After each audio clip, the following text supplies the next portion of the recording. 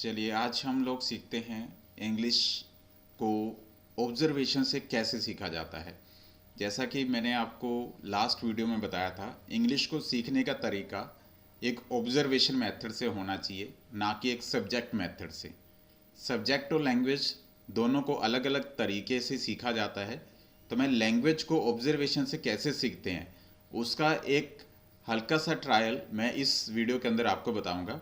इस वीडियो को लास्ट तक देखिएगा और I am very much sure कि आप लोग उस बात को समझेंगे जो लैंग्वेज में समझाने की कोशिश कर रहा हूँ। देखिए, इंग्लिश को सीखने के लिए आपको हिंदी नहीं सीखनी, पहले तो इस बात का ध्यान रखिए। हिंदी क्यों नहीं सीखनी? क्योंकि हिंदी आपको आती है। आपको हिंदी में सिखाने के लिए रहा है, रहे हैं, रही है, चुका है, चुके हैं, चुकी है, इस तरह की बातें बताई जाती हैं। और जब इस तरह की बातें बताई जाती हैं तो आप लोग हिंदी को ऑब्जर्व करने लग जाते हैं, बजाय कि आप इंग्लिश को ऑब्जर्व करें। तो हिंदी से इंग्लिश नहीं बनी, इस बात को आपको ध्यान में रखना है सबसे पहले। और हिंदी हमने नहीं सीखनी इंग्लिश सीखने के लिए, इस बात को भी ध्यान रखना है। हम लोग जस्ट इंग्लिश को सीखेंगे और इंग्लिश के मेथड से सीखेंगे और इंग्लिश लैंग्वेज को सीखेंगे और बोलना सीखेंगे। हमने सीखने के तरीके को एक बार चेंज करना है, अपना माइंडसेट चेंज करना है। जो सबसे बड़ा नो मैं आपको बोलना चाहूँगा वो है हिंदी टू इंग्लिश ट्रांसलेशन। अभी जो आप मेरे बैक में देख रहे हैं, जो हिंदी में लिखा हुआ है टेंसेस फॉर्म में, रहा है, रहे है, रही है, या चुका है, चुके हैं, चुकी हैं, इस मेथड को एक बिग नो मैं बोलूँगा। यानी कि इस मेथड को आपने अडॉप्ट नहीं करना। हम लोग इंग्लिश को सीखेंगे एक ऑब्जर्वेशन मेथड से, और वो मेथड क्या है मैं इस बात को शुरू करता हूँ। चलिए अब हम सीखते हैं इंग्लिश को एक लैंग्वेज की तरह। तो इंग्लिश को हमने मान लिया है कि वो सब्जेक्ट नहीं, अब ये एक लैंग्वेज है, एक भाषा है, एक मोड ऑफ कम्युनिकेशन है। और इस लैंग्वेज को हम लोग समझने के लिए इसके पार्ट कर लेते हैं। इसका 50% पार्ट हम लोग लेट्स से एक्शन कह देते हैं, और 50% पार्ट लेट्स से हम लोग नो एक्शन कह देते हैं। अब हमने इंग्लिश को डिवाइड किया एक एक्शन पार्ट में और एक नो एक्शन पार्ट में। अब क्वेश्चन अराइज होगा कि what is action and what is no action. तो मैं आपको जस्ट समझाना चाहूँगा, अगर आप हिंदी में किसी चीज़ को काम बोलते हैं तो हम लोग उसको इंग्लिश में एक्शन आज के बाद बोलेंगे। जैसे मैं पढ़ाता हूँ, पढ़ाना एक एक्शन हुआ। आप पढ़ते हैं, पढ़ना एक एक्शन हुआ। आप देखते हैं, आप लिखते हैं, आप चलते हैं, आप सोते हैं, आप सुनते हैं, आप बोलते हैं, ये सभी एक्शंस हैं। बोलना, सुनना, लिखना, जाना, आना, सभी एक्शंस हैं। लेकिन अगर मैं कहता हूँ मैं एक टीचर हूँ, तो टीचर क्या हुआ? वो हमारा नो एक्शन हुआ। मैं एक विद्यार्थी हूँ, तो विद्यार्थी क्या हुआ? हमारा नो एक्शन हुआ। यानी कि जहाँ पर एक्शन नहीं होगा वहाँ पर नो एक्शन होगा। तो इंग्लिश, पूरी इंग्लिश को हम लोग डिवाइड कर लेते हैं एक्शन और नो एक्शन के पार्ट्स में। अब हम लोग इंग्लिश की एक सिचुएशन को समझते हैं। उस सिचुएशन को लेट्स से मैं बोलता हूँ लाइव सिचुएशन, और सभी को पता होगा लाइव होता क्या है। लाइव होता है, आप लोग मुझे अगर सुन रहे हैं तो इस टाइम पर जो सुन रहे हैं वो एक लाइव है।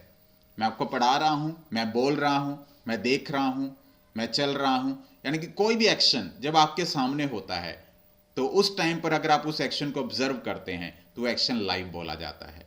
आप क्रिकेट मैच देखते हैं, जिस टाइम पर होता है उसी टाइम पर टीवी में लाइव टेलीकास्ट होता है, तो वो एक क्या है? वो एक लाइव एक्शन हो रहा है। तो एक्शन लाइव तब होगा जब आपकी आंखों के सामने वो होगा, तो उस एक्शन को हम लोग लाइव बोलेंगे। तो एक मेरे कहने पर इंग्लिश लैंग्वेज में जब भी कोई एक्शन लाइव होगा उस एक्शन के अंदर आप आईएनजी जोड़ दीजिएगा। यानी कि एक्शन के अंदर हम लोग आईएनजी को जोड़ देंगे। लेट अस सपोज अभी मैं टीच कर रहा हूँ, अभी जो एक्शन है टीच है, तो इस समय मैं टीच नहीं, इस समय मैं इसको बोलूँगा टीचिंग। इस समय कौन कौन से एक्शन हैं जो आपके मेरे बीच में इस टाइम पर लाइव हैं? जैसे कि देखें, आप मुझे देख रहे हैं यानी कि वॉच, आप मुझे सुन रहे हैं यानी कि लिसन, मैं बोल रहा हूं यानी कि स्पीक, हम सोच रहे हैं यानी कि थिंक। इस तरह के हमारे बीच में इस टाइम पर एक्शन है जो लाइव हैं। लेकिन इस टाइम पर अगर इनको इंग्लिश में यूज किया जाएगा इन एक्शन को, तो लाइव एक्शन को हमेशा आईएनजी से यूज किया जाएगा। यानी कि इस टाइम पर ये वॉच नहीं, वॉचिंग होगा। लिसन नहीं लिसनिंग होगा, स्पीक नहीं स्पीकिंग होगा, थिंक नहीं थिंकिंग होगा। यानी कि इस समय ये एक्शन जो चल रहे हैं इनको आईएनजी से बोला जाएगा। अब पूरा सेंटेंस बनाने के लिए कुछ एक बेसिक बातें, यानी कि अगर मैं आई के साथ बनाता हूं तो इसके साथ आई का जो एक तरह से हेल्पर लगा दीजिए, वो एम रहेगा सेंटेंस को पूरा करने के लिए, और एक्शन जो भी होगा उसके अगर लाइव होगा तो आप आईएनजी लगा देंगे। सिंपल सी बात, I am action plus ING. अगर यू होगा तो यू की हेल्प कौन करेगा इस सिचुएशन में? आर। और जब आप आर लगाएंगे उसके बाद एक्शन लाइव है तो एक्शन के अंदर आप आईएनजी लगा दीजिए। अब ही की बात होगी तो ही के साथ कौन होगा? इज, और एक्शन के अंदर हमारा क्या जुड़ जाएगा? आईएनजी। यानी कि इस टाइम पर अगर मैं इन सेंटेंसेस से कोई भी एक्शन का यूज कर रहा हूं तो वो लाइव एक्शन है। मैं पढ़ा रहा हूं तो आई एम टीचिंग बोलूंगा, आप मुझे सुन रहे हैं, यू आर लिसनिंग बोलूंगा, आप मुझे देख रहे हैं, यू आर वॉचिंग बोलूंगा, वह आ रहा है, ही इज कमिंग बोलूंगा, ही इज वॉचिंग बोलूंगा, ही इज गोइंग बोलूंगा।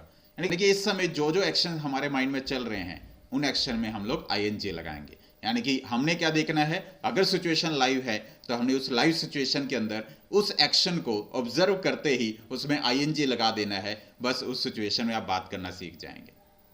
तो ये हुआ हमारा लाइव सिचुएशन में एक्शन। अब दूसरी सिचुएशन समझते हैं। देखिए, कोई भी एक्शन हमेशा लाइव नहीं रहता। आप मुझे देख रहे हैं, कुछ समय के बाद देखना बंद करेंगे। मैं आपको पढ़ा रहा हूं, कुछ समय के बाद पढ़ाना बंद करूंगा। मैं लिख रहा हूं, लिखना बंद करूंगा। मैं सोच रहा हूं, इस चीज के ऊपर सोचना बंद करूंगा। हर एक एक्शन एक ना एक ऐसी सिचुएशन में आता है जिस सिचुएशन में वो एक्शन हमारा फिनिश्ड हो जाता है।